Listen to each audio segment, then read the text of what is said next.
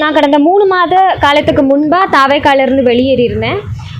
தாவேக்காலிருந்து வெளியேறின சமயத்திலிருந்தே தொடர்ந்து தாவேக்கா தொண்டர்கள் ஆகட்டும் ரொம்ப அஃபென்சிவான கமெண்ட்ஸ் தான் போட்டுட்ருக்காங்க. ஆபாசமாக சித்தரிக்கிறது, மார்ஃப் பண்ணுறது, தேவையில்லாத அவதூறுகளை பரப்புறது, இந்த மாதிரியான ஒரு செயல் தான் தொடர்ந்து நடந்துகிட்டே இருக்குது. நான் வெளியேறின காலம் தொட்டே நானும் வந்துட்டு தாவேக்கா தலைவர் திரு விஜய் அவர்கள் ஏதாவது ஒரு அறிக்கை வாய்மொழியாகவோ இல்லாட்டி வந்துட்டு அறிக்கை எழுத்து வடிவிலையோ கொடுப்பாரு அப்படின்னு நானும் எதிர்பார்த்துட்டே இருந்தேன். இந்த 2 மாத காலமாக அவரும் எதுவும் கொடுக்குற மாதிரி தெரியல. எனக்கு இதுக்கப்புறமும் அவர் கொடுப்பாரு அப்படிங்கிற நம்பிக்கை இல்லை. அதனால தாவேக்கா தலைவர் திரு விஜய் அவர்கள் மேலேயும் அவரோட தொண்டர்கள் மேலேயும் கம்ப்ளைண்ட் ஃபைல் பண்ணியிருக்கேன் இன்றைக்கி கமிஷனர் ஆஃபீஸில்.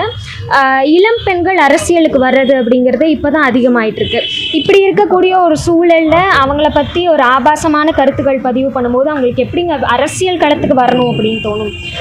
பெரியார் அவர்கள் அன்றே சொன்னார், கரண்டியை பிடுங்கிட்டு பெண்கள் கையிலேருந்து புத்தகங்களை கொடுங்க அப்படின்னு சொல்லிட்டு. இவங்க மறுபடியும் வந்துட்டு கரண்டியை கொடுக்கக்கூடிய ஒரு நிலையை தான் தாவேக்கா தொண்டர்கள் ஆகட்டும் தாவேக்கா தலைவரும் வலியுறுத்துறாரு அப்படிங்கிறது என்னோட கருத்து.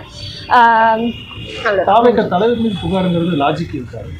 எப்படிங்க லாஜிக் இல்லாமல் இருக்கும்? யாரெல்லாம் நடக்கும்போதே இப்படி பேசாதீங்க அப்படின்னு சொல்லி ஒரு பேட்டிகள் வாயிலாகவும் சேவை சொல்லிட்டாங்க.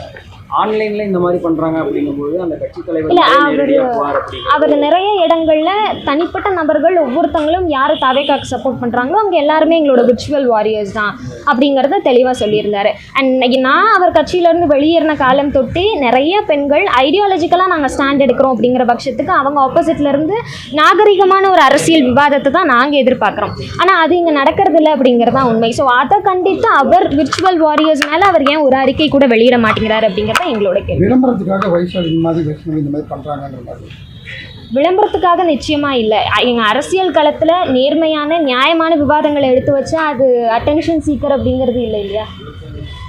இப்போ நீங்க உங்களை விமர்சனம் பண்ணுறீங்க. பொதுவாகவே ஒவ்வொரு கட்சிக்காரங்க எதிர்கட்சிக்காரங்க விமர்சனம் பண்ணுறது சோசியல் மீடியாவில் இருக்குது.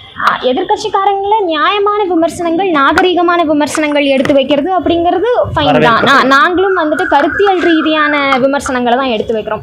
ஸோ நாங்கள் எடுத்து வைக்கும் போது அதுக்கு பதில் தெரியல அப்படிங்கிறதுக்காக நீங்கள் நாகரிகம் அல்லாத ஒரு கருத்துக்களை வெளியிடுறது அப்படிங்கிறது தவறான விஷயம் தானே. அரசியல் அப்படின்னாலே ஒரு நாகரிகத்தை பின்பற்றின ஒரு விவாதமாக இருக்கணும் அப்படிங்கிறது தான் எங்களோட கருத்து.